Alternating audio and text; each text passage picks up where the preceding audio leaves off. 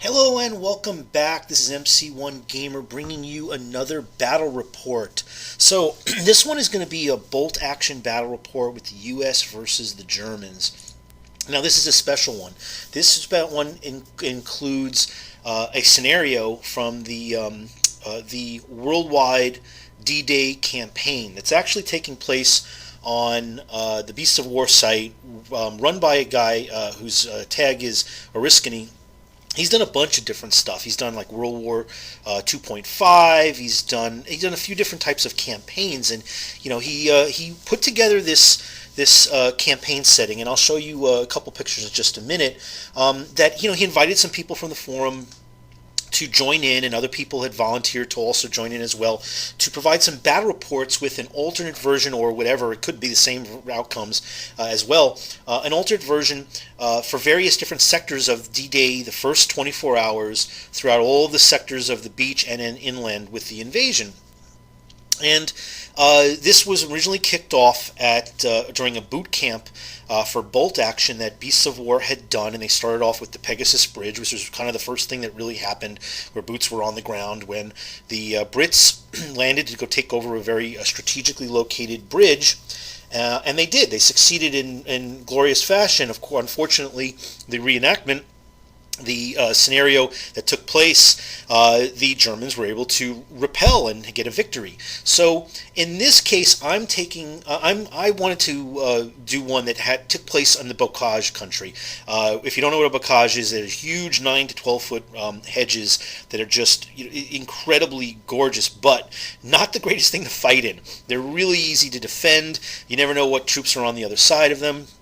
You never know. You don't have a great line of sight, and the vehicles weren't able to plow through them until they kind of made some modifications.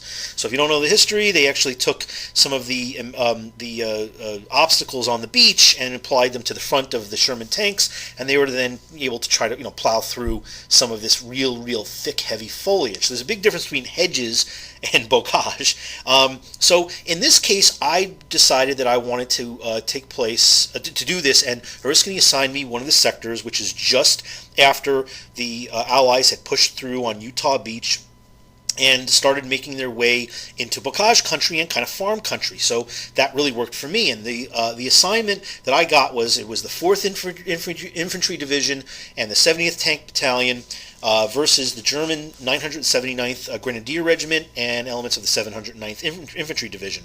And the way this is going to be set up is that because of the mobility of the U.S. troops, there's not going to be any artillery that they're going to be towing along. But they're going to have tanks and half tracks and jeeps available to them, and the Germans will have artillery as in their preset in defensive positions, but they're not going to have any tanks, and no vehicles of any kind. These are the troops that in the first 24 hours they were sleeping in their in the buildings and in the farmhouses and whatever, and as soon as the bombardment started, get up, put on your pants, strap on your boots, man your stations. But there really wasn't enough time to have a lot of the major elements, certainly the panzers, and to be able to come in and contribute initially. And there's other historical reasons, I won't get into it, but that's how we did it. That was the trade-off. So much more ability for the U.S. troops, and this is while the U.S. was bogged down heavily on Omaha,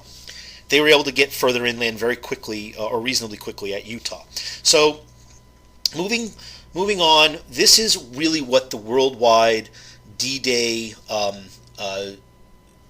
challenge kind of looks like. So they gave everybody and assigned everybody, or people volunteered for certain sectors to do this reenactment of this particular area. And there's a map that I'll show you shortly. And as of the time of this actual slide being created, there were certain areas on the game table that had already been completed with various different battle reports. So in some cases there were German victories, Brit victories. You can see the one for Pegasus Beach is assigned to the Brits, and in this case, for the one that I had done, I have already done this one previously. The Americans won, and you'll see some of the differences between that game and the game that I'm reporting on today. So here's actually the most recent picture of how this entire campaign is unfolding. And remember, this is the first 24 hours. So there were some breakouts on some beaches like Gold and Juno and Sword that were much further than, say, for instance, Omaha, which was, they were concerned that wasn't even, they weren't even going to get off the beach there for a while. And major implications, because the Panzer divisions, or the Panzer division that was on the other side, say, for instance, of Pegasus Beach, is going to have much easier time in the next stage of this potential campaign. If I imagine they're probably going to do like a D-Day plus 30 or D-Day, after the first day as a follow-up to this. They would have, these panzers will be able to be unleashed much easier given the access with the Pegasus Bridge, since the Germans still hold it. And you can see that there's some gray areas in some of these circles. Those are German victories. So there's been a lot of changes from what happened in the first D-Day. And the greens are U.S. Yellows are still yet to be done. They haven't reported yet as of the point of this slide being made. And I believe the browns are considered to be British. So it's definitely looking in favor of the Allies at this point, but there's a lot that still can be done with the remaining battles that are happening. So this is going to be a little bit of a different one, because in this one, there are different people playing, and this is more of a game that I put out at a local con that happened this past weekend. It's NJCon. It was in Edison, and it was a pretty cool con. I put up a couple of videos already with just a couple pictures. 20 or more tables, several different rooms with maybe another dozen tables and various different game systems, all the way from Ancients to World War II, and there were even a few sci-fi things that I saw there as well. And I had what seemed like the pole position of the arena of the floor. They gave me this great table. I had like about 8 tables, so there was plenty of room to set up. It was phenomenal. We were the only bolt action game that took place here, and I got to say that I was very happy to do so. I was very happy to be able to run a game. They asked me if I wanted to do a demo, but I wanted to kind of do a game with a scenario and recreate this game that we had done for the worldwide D-Day campaign. And it turned out that a few people that joined in were newcomers, so it turned into kind of like a demo game. And then there was a lot of people wanting to get in on this. They were really excited. They saw the table, they saw the game, they liked the scale, and they really wanted to get on this. So I tried to pack as many people as possible in, and then I just extricated myself, became the GM, and just was doing order dice and whatnot. So most of what I was trying to do was take pictures, which unfortunately my camera was acting up a little bit, but we got some really good shots. So here's the table, and I made a whole bunch of bocage. Those are the thicker of the hedges that you see. And the main focus is that this is really going to hamper the U.S. because they're coming in from the closer table edge, and the Germans are dug in all across the far table edge. And it's similar to a game that's in the actual book, one of the scenarios, where you get an initial bombardment, and then you have to roll to come on board with the attacking unit. But I wanted to change that up. I mean, the U.S. is already on the move, and while there certainly would be a bombardment, I think most of the bombardment probably was going to be focused on the beach. And while there should certainly be some effects on the defending troops, I just figured it was enough of an advantage. Now, the goal here is for the U.S. troops to overrun the Germans. So if they can get past that horizontal table edge, where after it turns hooks to the left, if they can get past that, they get an extra bonus point. If they can get off the board, they get 3 extra bonus points. That's per unit. Every unit of the U.S. that's behind the road is a bonus for the Germans, one victory point. And of course, every destroyed unit is a victory point. So that's the goal. Now, when I first ran this, the U.S. player won, and won it decisively, and I played the Germans. And they ran as quick as they could across the board and then overwhelmed the defenses. And a lot of units did get off, and a lot of units were, of course, destroyed in the process. There were heavy casualties on both sides. But enough units got across with that extra 3 points to really put it heavily in favor of the U.S. in terms of total victory points. This one is a lot more closely contested. It's a much more interesting game and a lot more dramatic. So I thought this was a better one to put up as a battle report. So here we go. So you can see that there's some hills. I love this map, by the way. If you don't know what this map is, this is Cigar Box, and they have these great, very nice silky type felt mats that you can put terrain structures underneath and create nice, a nice gradient in your terrain, as opposed to a flat mat, which is still cool, but a flat mat where you're just putting stuff on top of it, hills and forests and stuff. So this one, it has its trade-offs, but this was pretty cool. So there's a nice hill that goes most of the table, most length of the table on the right. So you could certainly block stuff off that wants to go through the country area on the right side of the edge to try and block from line of sight with have good cover against some of the shooting. And there's a lot of hilly areas and trees and light cover throughout the rest of the board. The main thing is that if you want to move any of your vehicles, and the U.S. are going to have a lot of vehicles in comparison, certainly in comparison to zero for the Germans, and they want to move up that road, they're going to really move quickly because it's double movement on the road if you start and finish your movement on the road in a turn. But something gets blown up along the lines of this road, it's a very good chance that they'll block the entire area for anything that's moving up the road, and they'll have to backtrack because they don't have those the hedge cutters on the front of any of the Shermans. So that's a big risk. And of course, the Germans could put one of their artillery pieces right on the other side of that road, down the edge there, and just have great line of sight. That's a risk they're going to take, but we'll see how they deploy when we get to further in. And here's just from the other side of the table, just to get a good look at how the terrain kind of is laid out. And by the way, big thank you to Tom Ewell. He's the organizer of NJCon, and he gave me a bunch of this terrain. So all the hedges are mine. A lot of the trees that are on the circular stand, that are the tiny 30 mil discs, are mine. All the bigger bases for trees are his, and as well as all the buildings. So he gave me a lot of good stuff, and there were several other people that contributed to bring in armies so that we had enough armies, we had enough order dice so that all the people had everything that they needed and it was all nicely painted. So moving in, here's defensive positions from the German side, and this doesn't include some of the sandbags that we're going to see in just a second, so you just see what you're kind of facing. Germans were deploying up to 12 inches, which just covers almost right up to the road. And the U.S. has everything deployed on the board, but they have 6 inches in. And this I thought was pretty cool. So this is one of the LTs for one of the two German players, and it was Red Skull. So the guy had it painted. I thought it was nice to include that and just have a little bit of a joke there. And then here's some of the deployments. So you can see this is from the left side of the board looking in on the German side. Some of the sandbag emplacements have been put in. You can see one of the 88s has a nice view of the center part of the board. He's got some units that are positioned inside houses.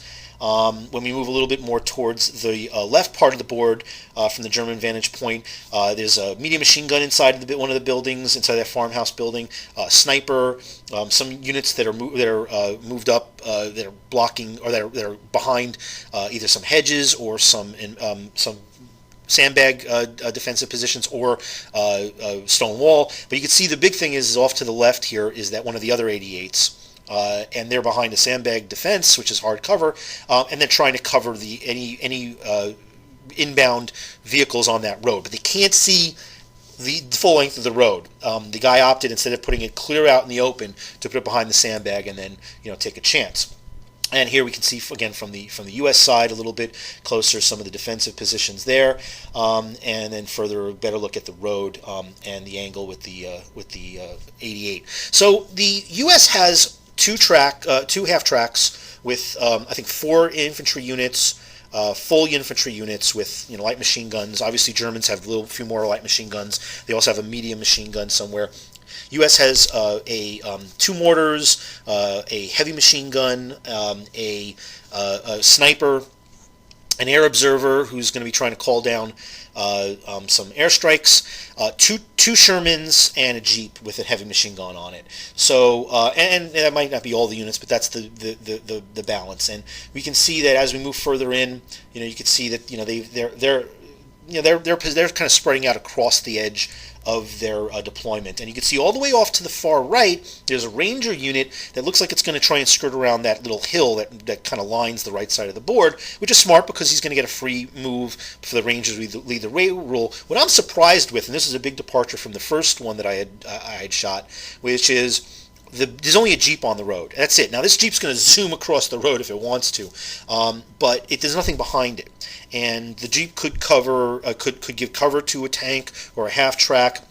I could get really well close to the Germans very easily. But no, neither player wanted to take any chances of being stuck inside the hedgerows, which, I could see the trade-off and the concern, but I might have taken a chance here myself. I know that the first time I ran this, the player who did this had, he did put a Jeep in front.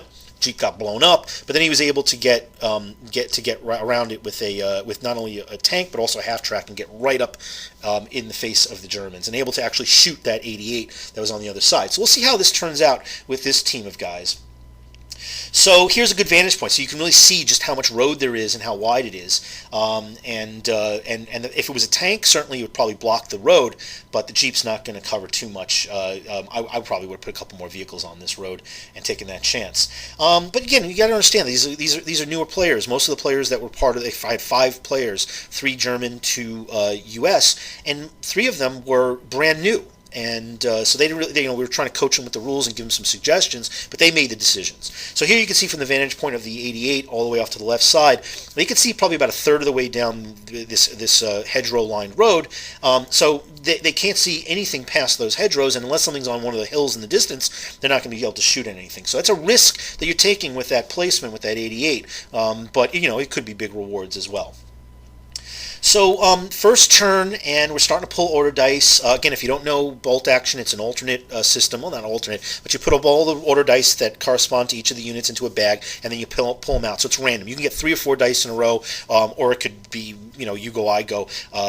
Each one unit, my unit, then your unit. Or sometimes people get strings of orders in a row. Of course, that balances out at the end because then your opponent's going to get a lot of their dice unless you wipe out those units, which is a tactic you should consider if you're getting into bolt action. So there's a run. So there was a run up with this particular unit, this infantry unit, and very smart.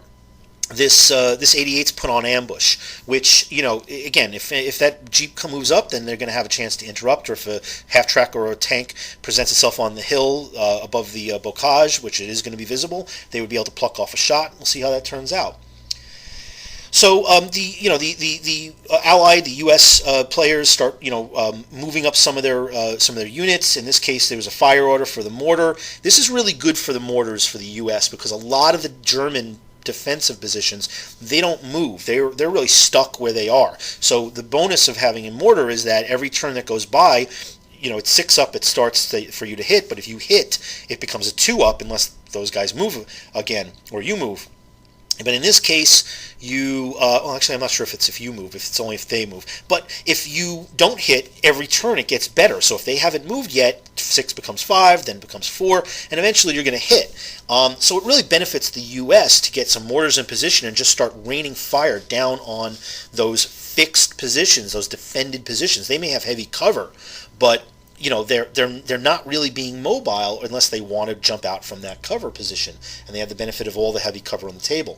Fire order from the 88 doesn't amount to anything, and here's just a vantage point, which I should probably take a few more of these types of pics. Those are pretty cool looking, of one of the Shermans that advance up, starts trying to shoot, and this particular player was just determined to kill the stuff in the buildings. But at this far range, you haven't really closed much. You're getting long range. -2 because this all accumulates. -2 for heavy cover. So now you're shooting at 6s, and if you whittle down these units to the point where they're small units, 2 or 1 or 2 guys, then it's a further -1. Then you need not just 6s, but then you need more 6s. So there's a lot of wasted fire that you can it's good. It'd probably be better to close in and maybe hit some of the softer targets, the more of the targets out in the open, or not behind heavy cover. Or try to pin those guys up and then try to go after those targets in the hard, the well-defended areas later. But look, he wanted to try and get some pins out early, and I can totally understand that. Some fire orders from this particular mortar doesn't, again, a lot of this stuff was ineffective in the first turn. This was a little bit cautious. I mean, this was just a basic advance order. I don't even think it was a run, and I'm not sure why. I think the U.S. players were a little bit cautious here, but they're trying to get. They didn't know the game as well, so that makes sense. You don't know whether or not if you're running right all up that you're going to get blown off the side of the hill, and maybe that would have happened if that was the case. So he positioned this half track So that was behind the hill, and I guess he's looking to take next turn to then move up his troops and then disembark them, and then just make sure that he doesn't get taken out first turn. So a couple more run orders. In this case, this was a medium machine gun moves up, and then a sniper unit. Now the sniper unit, as soon as they crested this hill, the enemy sniper went and took aim. He's in the building and behind there, and he takes a shot off. And while he doesn't kill the spotter for the sniper, he does apply a pin. So further advancing, both tanks and infantry, trying just to get, if not up to the top of that hill where there's some trees to provide cover, just sit behind that hill so that nobody can shoot them and waste some German dice while they advance. So a reasonable thought. But because of that, a lot of the German units were putting themselves in ambush, which is definitely a bonus. You may lose a couple of order dice if nothing presents itself in this turn while the U.S. advances, but if they do, you're going to be able to interrupt them. So that was pretty smart on their part. So I think it was machine gun shot, or maybe it was a mortar shot, took out the spotter for the sniper, applied a pin on him as well. And that's a big boon because snipers can be very effective in taking out the leaders of units. A run order by this particular, I think this might be the spotter unit for the U.S. Just trying to, they don't have a line of sight. I just think that the deployment was probably, again, when you're learning these things and you don't know all the details of the game, you can make some of these mistakes. I would have put the spotter out where he could see I don't care where, if he was on the back corner of the table, just to see something so that he could have put out an order for the following turn. Just sit back, don't move him, don't do anything. But because of where he was deployed initially, now the U.S. player had to move the spotter into a position where he could then see something to go call an order, and that's just going to delay the airstrikes for another turn. So and again, no real targets that are presenting themselves well. So this medium machine gun unit on the German side goes into ambush. A run order for the one of the LT units, and I think that he ran up to take advantage of the fact that he could pop this unit into one of the half tracks after they disembarked the 10-man squad that was in there, which is smart, and we'll talk about that later.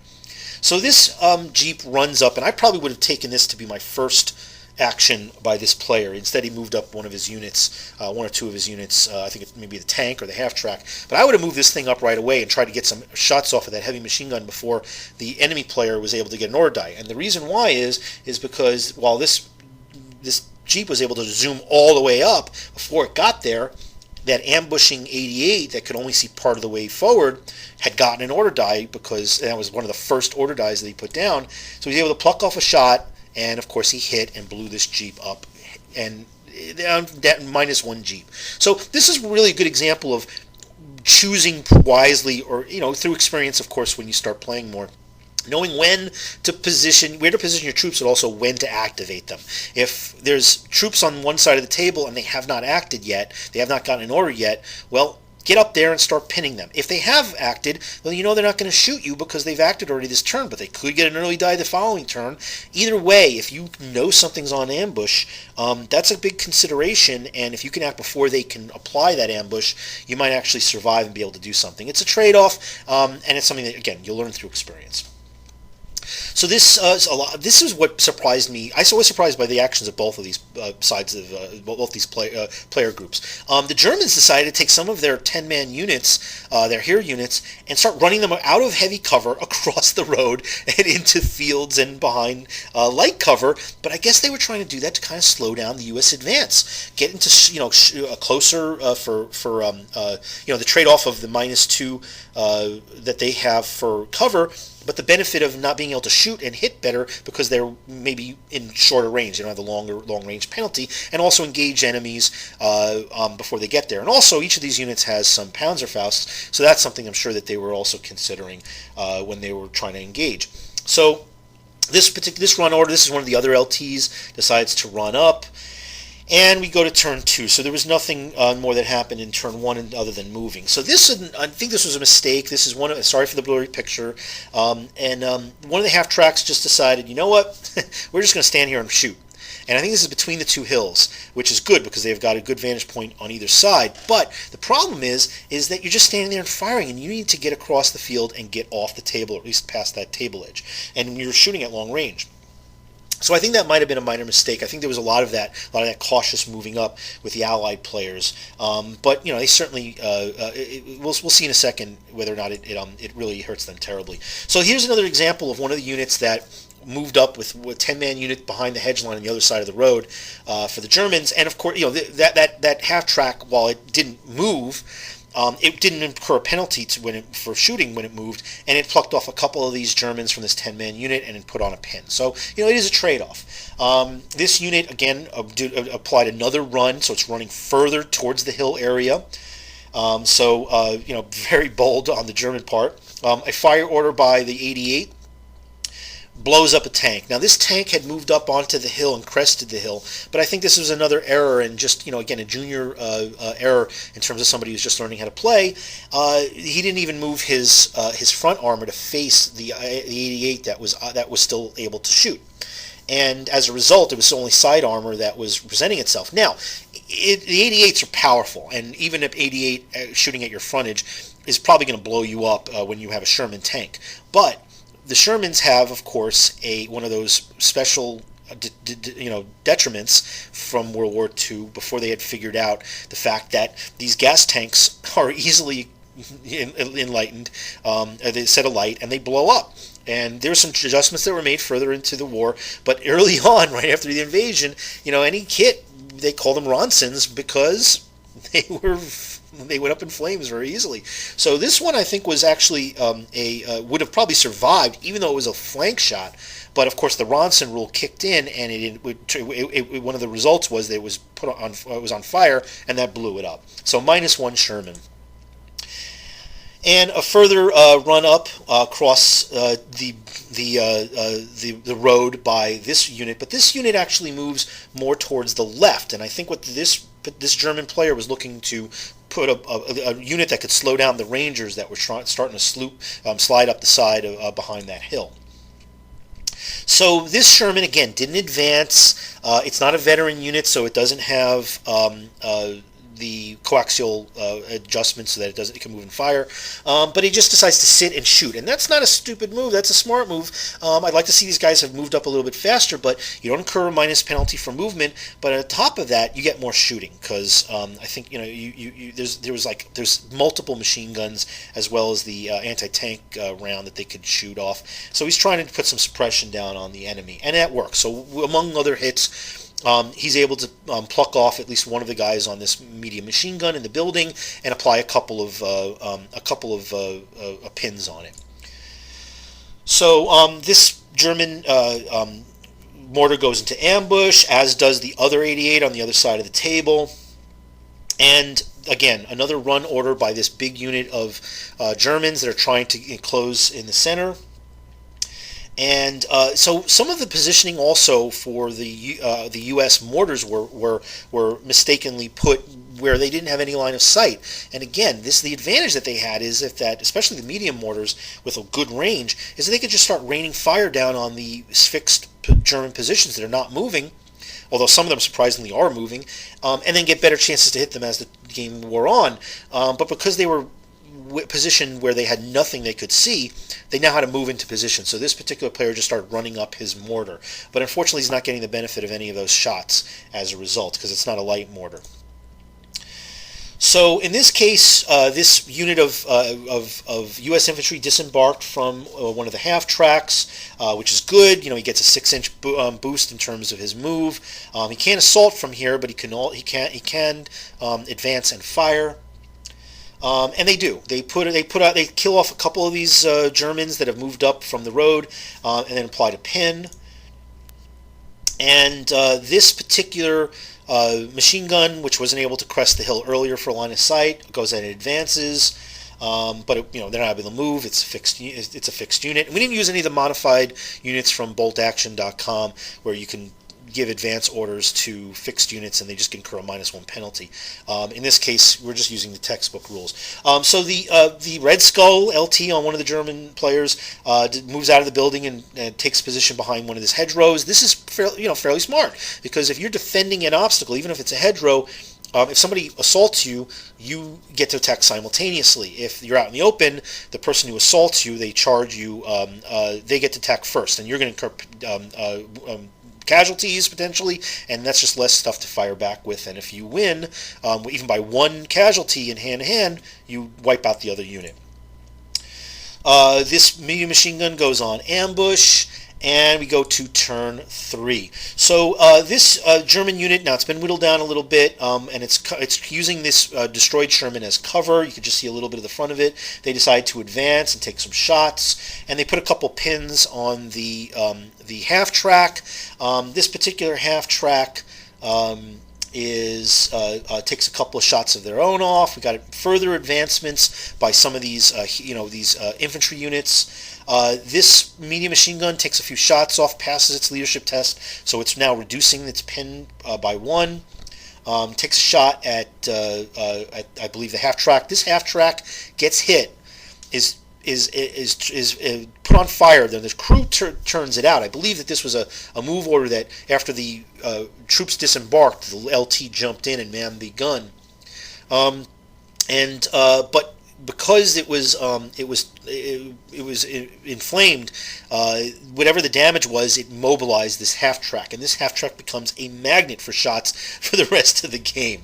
Another run order from this unit that had disembarked in the previous turn, and they just charge into this unit of Germans. Now this has been whittled down by maybe 1 or 2 guys. Obviously all pin markers are removed, but now it's out in the open, which was a smart move, and they just wade into this German unit. The U.S. unit wipes out everybody. They only take 2 guys. They only take 2 casualties in return, and they're able to reposition further. This is the Ranger unit. They had their advance in the previous turn, the free move, and their run in the free move, and then their further run. So they're about 2/3 of the way up the board, and then for some reason this player decides to put them on ambush. So they're not accelerating any further, and they got a huge hill that's blocking their line of sight. I think the reason why he did that is because that unit that crossed over where the 88 was, across the road to the left, and he was concerned that unit was then going to pop over there, and he was going to catch him out in the open, and the U.S. player wanted to try and ambush, but I think that he would have been better off just running them up. Take some casualties. You're a veteran unit, 5s to hit you. That's a regular unit that's coming up the road. I think you'd have done just as well, even if you took a pin and a couple of casualties. You want to get past the road or off the table. That's the goal. That's how you're going to win this game. So I think this was a little bit of a mistake. So this particular machine gun unit had already taken a loss earlier in the game, and they've got a pin on them. I know they had 3 pins on them, and I think he tried to rally, and he unfortunately, it was a good idea. It didn't fail. I mean, it failed. It didn't work. His dice failed him. So this heavy machine gun on the top of the immobilized half track opens up. Does some wounds to one of the advancing Germans that are now on the top of the hill, applies a pin, so now they have 2 pins on them and a couple less bodies. Another run order by this unit that seems to be very successful, that originally came out of the half track, and they had been shot at, so they lost a couple of their members and took an extra pin. So again, this is the unit that I was talking about. This is the unit, 10-man strong, have not been shot at yet, and they get another run order to go to the other side of the table. Towards the left, so that they can check that Ranger unit. And so I can understand where that U.S. player was, but I think it might have been better if he was a little bit less cautious, because then there's always a chance he could have assaulted this unit in a follow-up turn, even if he took a couple of pins on the way in. And he would. I think that he would wipe out that unit hand-to-hand wise because of the nature of the 5-up to be injured versus 4-up. Some additional penalties on this particular unit. They took that up to 3 pins, and we get to turn 4. So the U.S. again decides to. I mean, this is an immobilized unit. He's now reducing his pins by successfully passing order tests, and he decides to open fire. And he puts some casualties on one of these units, the here units defending the hedges in the middle of the road. So they take a pin marker. And again, this other unit from the middle of the board decides to assault one of these whittled down units of German here that are hiding behind the destroyed Sherman in the middle of the board on the hill. And they get in there, and again, you're assaulting. It's out in the open. They wiped him out. So an advance order on the other half track, who still can move, and they start opening fire. I think they missed again. A lot of shots are being shot at now the sniper that's in the building and the machine gun, who's now down to 2 men. Small unit, so you got long range, heavy cover, small unit. You need sixes and then sixes again after that. That's a lot of wasted fire. I would have unloaded a lot more on just the regular defended positions that weren't small units, or any of the units that were in the open or behind light cover that have moved up. So I think there's a lot of shots that were just wasted because of that.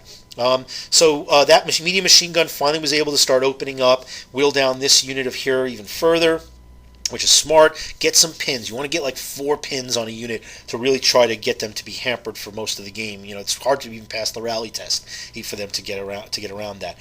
Fire order by this unit actually starts whittling down this. There's another 10-man team that was kind of just advancing and shooting through on this side of the left side of the board, but on the right side of the Bocage. So they've lost a lot of guys. They also rallied at one point and removed all their pins, but now that 10-man unit's only down to 2.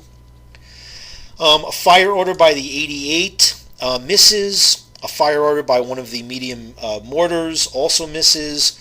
Another fire order by the sniper, and that misses as well. So this ranger unit finally decides to advance and take on that here unit that's been moving to check it. He opens fire with an advance. Does some, I believe he does a couple of wounds to him. Also does a 1 pin marker. So now we have an advance by the Sherman, the only surviving Sherman. He moves up, fires again at the small units inside heavy cover, so nothing, completely ineffective. The 88, however, still is yet to go on the other side of the board. It fires, unfortunately misses, and again, I think that one went after the immobilized half track. This particular medium machine gun is down a guy, so again, it's a small unit. So between this one and the sniper, all the fire against it just were completely missing. He shoots and misses. So we're down to, I think we moved on with all these different moves. We're now at turn 5. And the U.S. is starting to move in. They've wiped out 2 of their, 2 10-man squads. They've suppressed a number of them. Some of the smaller squads are now down to small size, 2 or less, but they've lost a man, and that's really a benefit for when it comes to like the sniper, for example. And they've taken some losses, but they're now getting close in. So here's where we get on the left side of the board. That here unit, sorry for the blurriness, blame my camera, finally decides to engage, get close and engage. They've taken a couple of hits, and they've got a pin marker on them. So they open up on the Rangers, and they roll foobar. So you know what foobar is. Go ahead and Google it if you want to find out what it actually means. But it means something bad happened. You made a mistake. So I think somebody over by where the 88s are, which is just to the right of this here unit, this was a smart move by the here unit, I have to admit. Unfortunately, the dice didn't work for this player because he hooked all the way off to the left, and he's catching these Rangers out in the open. They don't have any cover now, so he can light them up. But unfortunately, he rolls double 6s, and that just means something bad happened. So I think the way I look at it in the campaign's way or narrative way is that the 88s, somebody in the 88s must have stepped on a twig and freaked out this hair unit, because they go ahead and turn around and shoot at the 88 instead. There's a Ranger unit in front of them, but they turn around and just open up on their own 88. It just, I don't know how that makes sense, but that's the way it turned out. So they forced the 88 to go down. They apply a pin on it, and I think they actually killed one of the crew as well. So not good for the 88 crew, although they've done some good damage up until that point, and really good for that Ranger unit. Although if that Ranger unit hadn't sat in ambush, they'd probably be in these guys' faces at this point. Woulda, coulda, shoulda. So the reigning Sherman moves up, and it's only got the 188 on the right side of the table, and to worry about. And fortunately, he moves where he has his front armor facing the 88. But the 88 was an ambush, and it plucks off a shot. Was able to pass its leadership test because it had taken some machine gun fire earlier in the turn, and blows the Sherman up. I mean, look, the Shermans, they're medium tanks. They're not going to stand up against the 88s. it's a risk. I would have tried to move these guys as fast as possible up on the board, but it's a trade-off and it's a risk whatever you do. In this case, it didn't pay off. There were a lot of missed shots by these 88s up until this point, not this time.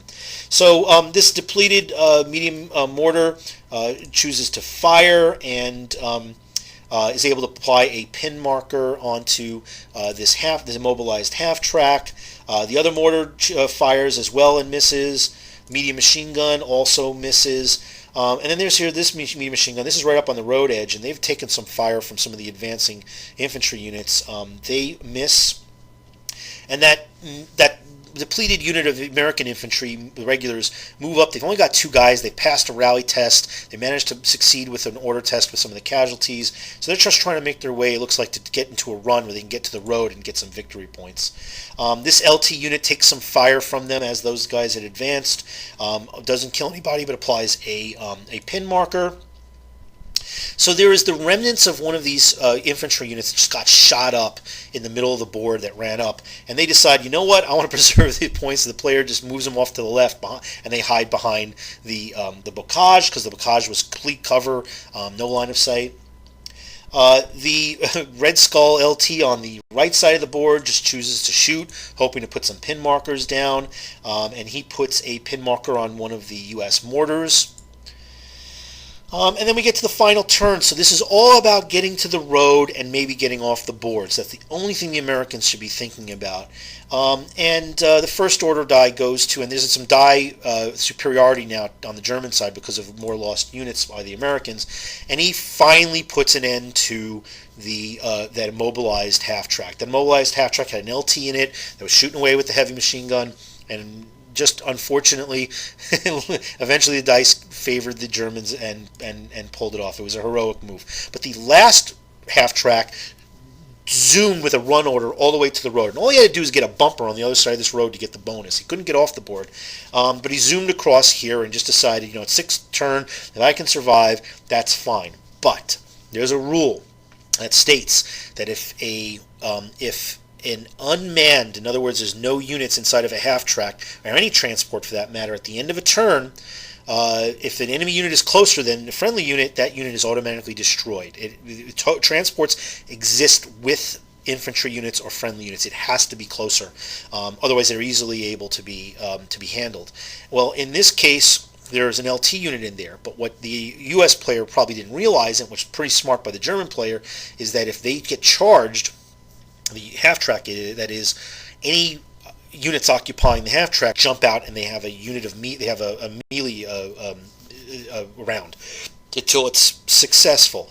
But what that means then is if that unit loses that was in the half-track initially, that half-track is going to be destroyed because there's not going to be any other units closer to the half-track than the Germans. So that's a big risk, but I like I like taking chances. Sometimes you got to just you got to go for broke.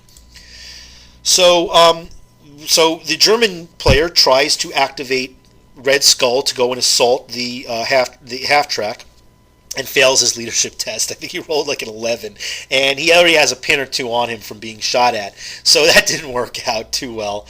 And then I was very surprised at this one, and I even suggested it to the player, but I think I understand the reasons for being cautious, especially again when you're a new player. I would have ran this veteran unit of Rangers and just assaulted that here unit.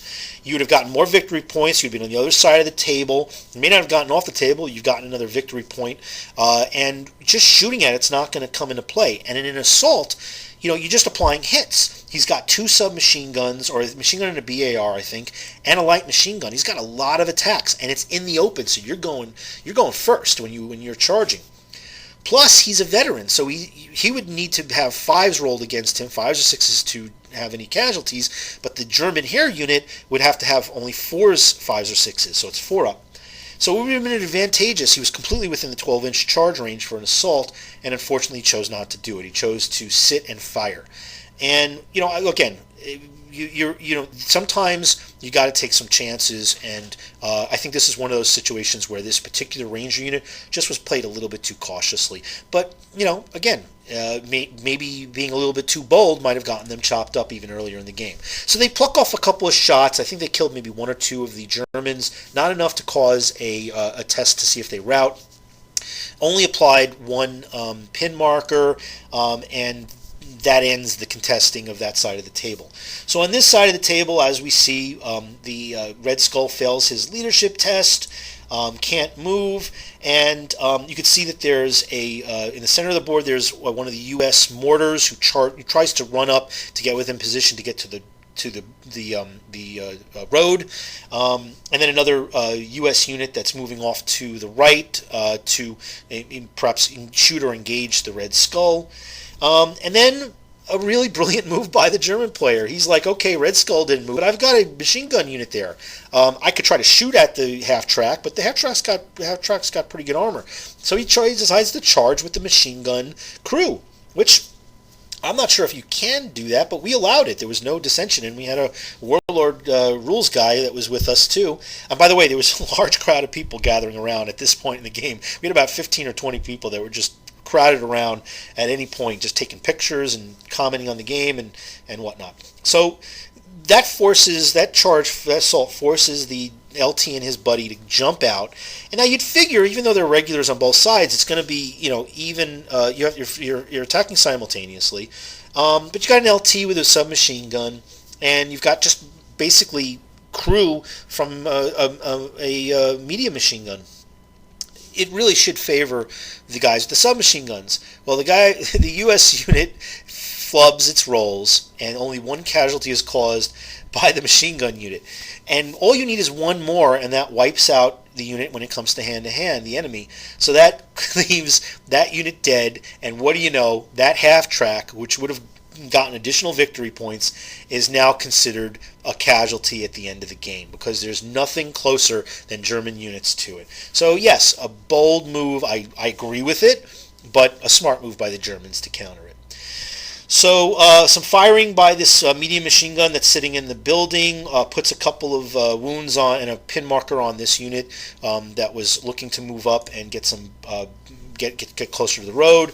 Another fire from this whittle down medium mortar doesn't do anything. Another miss by the other medium mortar. This unit that was hiding behind the hedgerow earlier sees that there's a two-man left in that infantry squad. They advance off to the side. They only have one pin, I think 2 pins at the time. They manage to get their leadership roll, move a pin, and pluck off some shots at those 2 remaining regulars from that unit. They cause a casualty. This unit has already got a couple pins on it, and now you have a route test you've got to make, and they fail it and disappear. So there's another unit removed from the battlefield, and good play.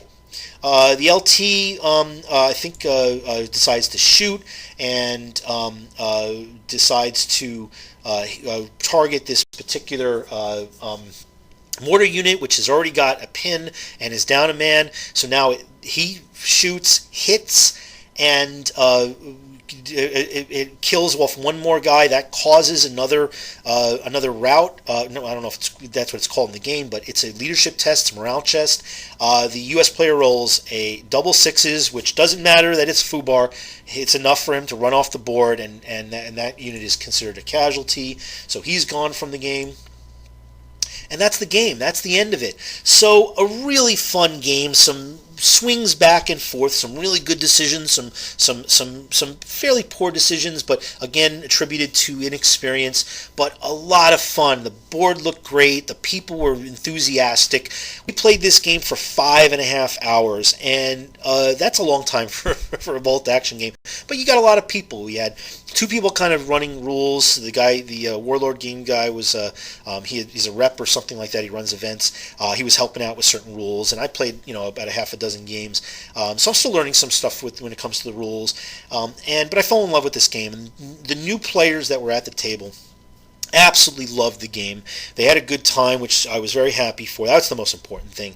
And we had a really big crowd around us. I was just hoping to get through the game before everything was starting to wrap up at the con. And I'll tell you something, as luck would have it, one of the guys who was signed up, I don't know if I mentioned this, I don't think, is a buddy of mine back from 18 years ago. We were playing in New York when I lived in New York before I moved out to Jersey, before I got married. We were playing Warhammer Fantasy. and he heard my voice when I was talking to somebody before I actually set up, came over, and we got united, which is awesome. He just happened to be at the show.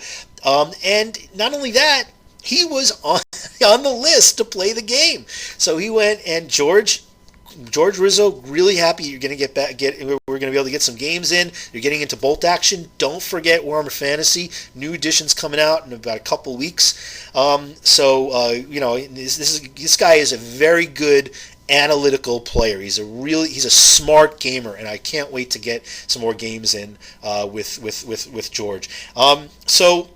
This is the group that, here's the other side of the table, just so you could see some vantage points, some of the explosion markers that I just made up for this game. So this was a German victory, and, it was a German victory by quite a margin. Some of the bonuses that were incurred by getting to the road side were countered by the fact that there were so many casualties on the U.S. side, which is a big departure from the first time I had played this. So here's the group. There's George in the center. George all the way out off to, also another George, all the way out off to the left, who was helping out with some rules, and all the guys who were playing the Germans and the Allies, the U.S. Everybody seemed to have a good time, and a big thanks to both guys on on the far right and left who contributed painted armies to help us make sure that we had everything we needed. We had set that up in advance, and it was awesome that they did that. Very happy that occurred, because it really made for a fun experience. And just again, look at this table. I play a lot of different game systems. I play Ancients, I play Saga, I play Warhammer Fantasy, which is what I play the most. But I've been getting crazy into historicals lately, and one of the reasons is I love playing on these boards with this awesome terrain, awesome environments to play in. And this is the kind of thing you can do if you really go crazy with Warhammer Fantasy, or with Mordheim, with the crazy bombed out and destroyed city. But I just love the look of playing on these types of boards, and I'm going to be doing a lot more of it. So look out for more. It was great reuniting with an old buddy who, and a lot of people that I met there that I'm going to be hooking up for more games. I'm really glad that the game turned out well and everybody had a great time. Thank you to everybody for helping, especially Steve and Cliff, who helped me with a lot of the supplemental terrain and put me up in just the A position table as well. It was wonderful meeting a lot of you guys, and I'm glad anybody who tuned in to watch this. I hope you enjoyed this. Please tune in for more. Lots of content coming up, and have a great day, everybody.